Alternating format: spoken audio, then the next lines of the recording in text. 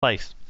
The RFL Guidance explains their detailed action plan, as briefed to the community game, will be completed and sign-off sought from the RFL's Clinical Advisory Group, the CAG, Sport England and the government by the end of July. So the action plan is going to be signed off by the end of July.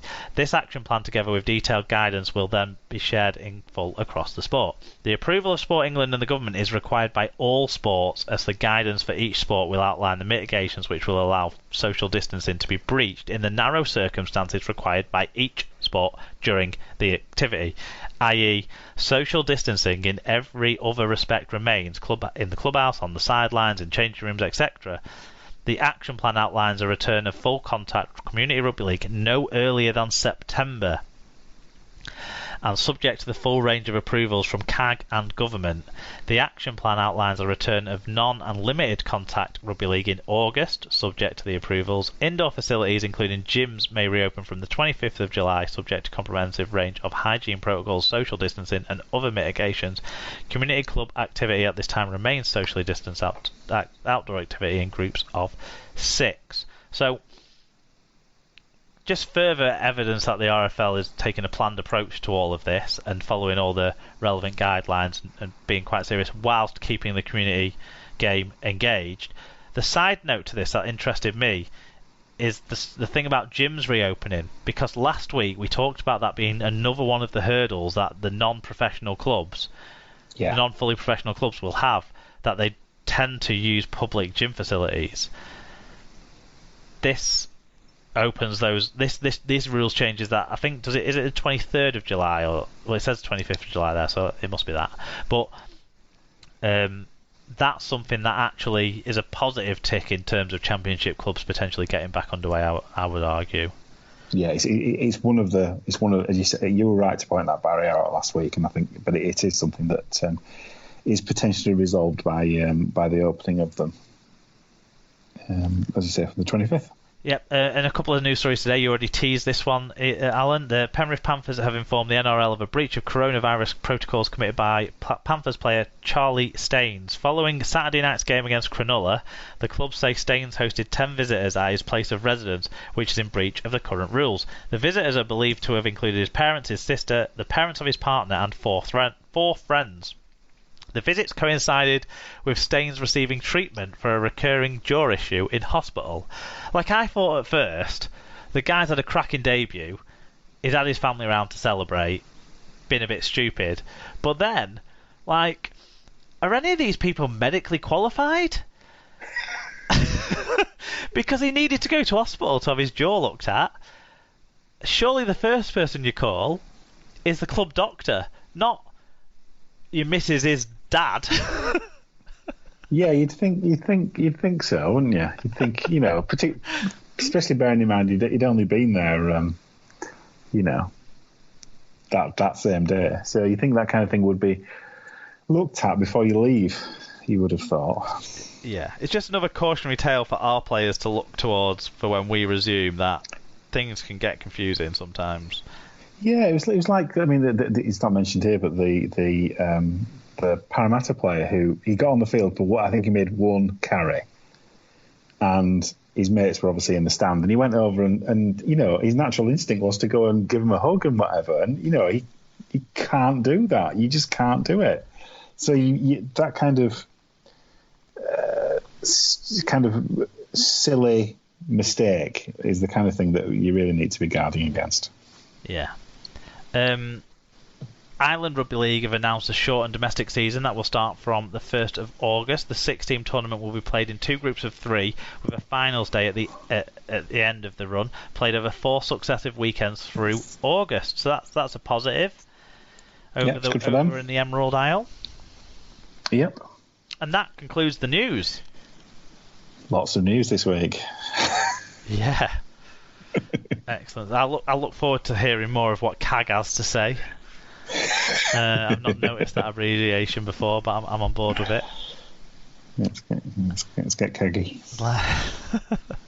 Okay, that's news. We're now going to move into match reviews, where it's mostly, but not exclusively, about the NRL.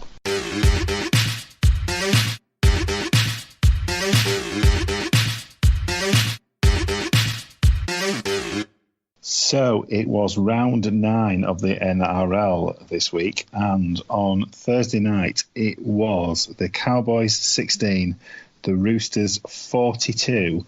Hall, he got on the pitch again, but the poor lad couldn't score in a brothel at the moment. But he did get 127 metres. Yeah, he's a good forward.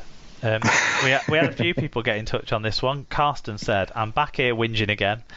It looked good for the first 40, but then we got analled for 20 minutes, and then the Cocks decided we had enough and let us score a couple. And yes, we're still shit.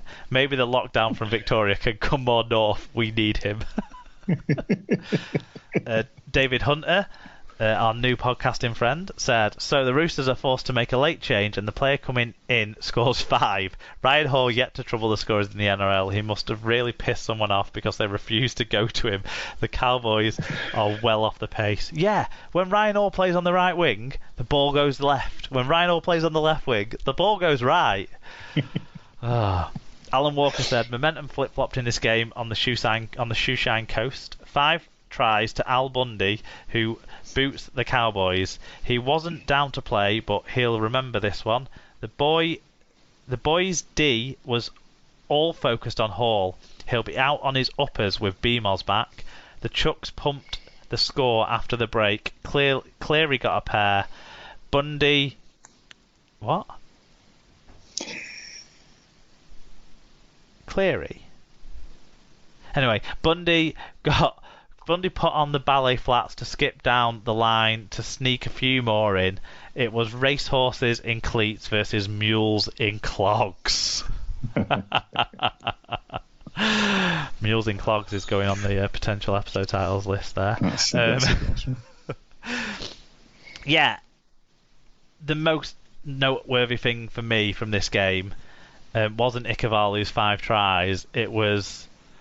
Oh, we meant Kiri, not Cleary. Right, I'm with it now. Wasn't Ikevalu's 5 tries. It was Ryan Hall's one tragic no try, wasn't it? Bless him. He'd done so much hard running. Yeah. Well, this is the thing. And his finish was bloody good, weren't it?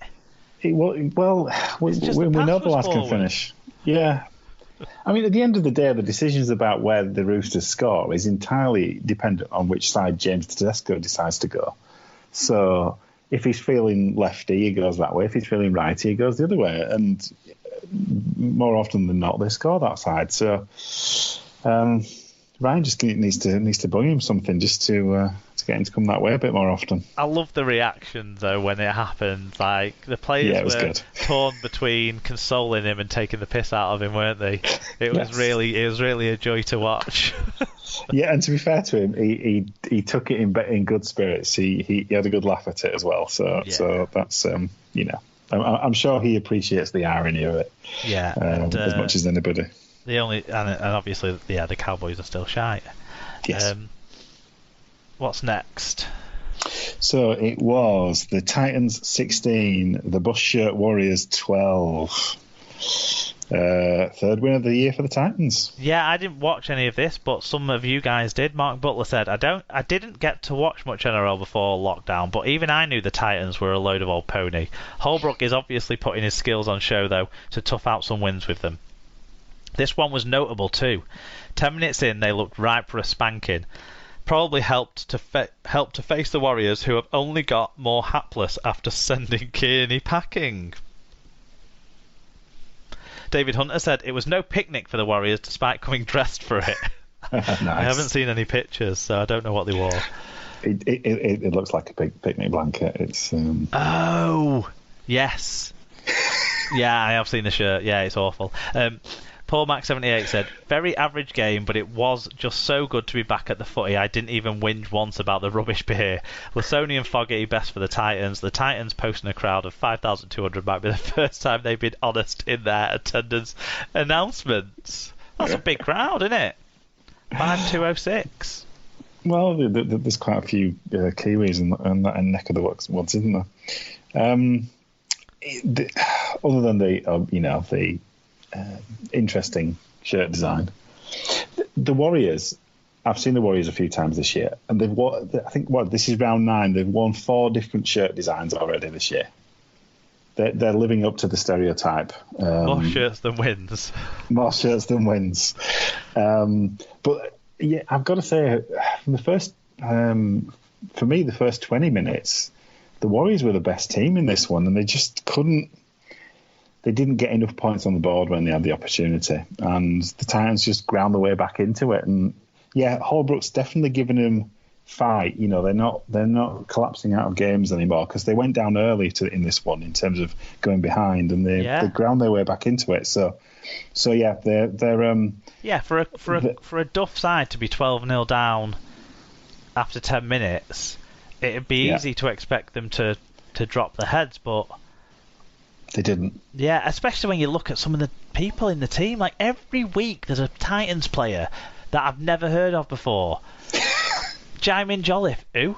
Sam Stone, who? But these people are standing up for Justin Holbrook, and they got a win, albeit against another bad team, but still. Yeah, but they're only going to beat bad teams. I mean, yeah. Who's next? Yeah. So the next one was the Rabbitohs 18, the West Tigers 10. Burgess with this one, played in this one, got himself 129 metres. Yeah, and Alan Walker got in touch to, I think, talk about the most shocking moment of the game. He said, that's why they call him Grub. At least Latrell gave him some proper justice because the ref let him off. Justice was done on the scoreboard too. Great fuck up with the captain's challenge. South watched the big screen before they challenged and went, oh, we'll challenge that. Great to see Jimmy the Jet score again. Glory, glory.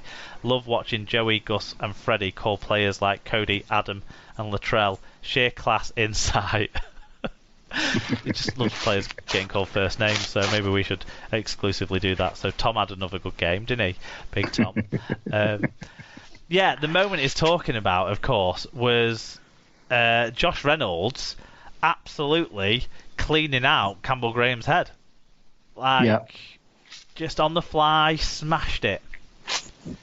Like classic Peter Kay, John Smith's Avit advert was what he did to Campbell Graham's head. I can't believe there was no... I know it was not really on purpose, but there's a duty of care to your fellow players that surely a wild air swing that was nowhere near connecting with the ball is over the wrong side of the line of. Yeah, but he's all about passion, Josh, isn't he? It's all about the passion. It's all about the fight. It was spectacularly poorly timed. I mean, Latrell, reacting to it and then getting a clothesline himself. You know what I mean? He's he's not exactly guilt free in it either. But I mean, he went on report, didn't he, for the kick? So I suppose. Yeah, no, I think he's got a couple of weeks for that, and I think Latrell's got the same. So yeah, it's there should have been punishment, particularly when you see some of the other punishments this weekend. There should have been, punishment there and then, but ultimately the judiciary will deal with it if they get the opportunity to, and they have done. So I think that's fair enough. And yeah, the Rabbitohs were the better team. I mean, West's, a rare off-day goal kicking for Adam Reynolds. Otherwise, it would have looked even more. Yes. The way that the game felt, because the pitch felt tilted towards the Tigers' defensive line all the way through, really, and Gagai grabbing his hat trick, and Roberts just showed that right side was potent in this game. Yep. It was the Sharks 24, the Panthers 56. Absolutely shooing them.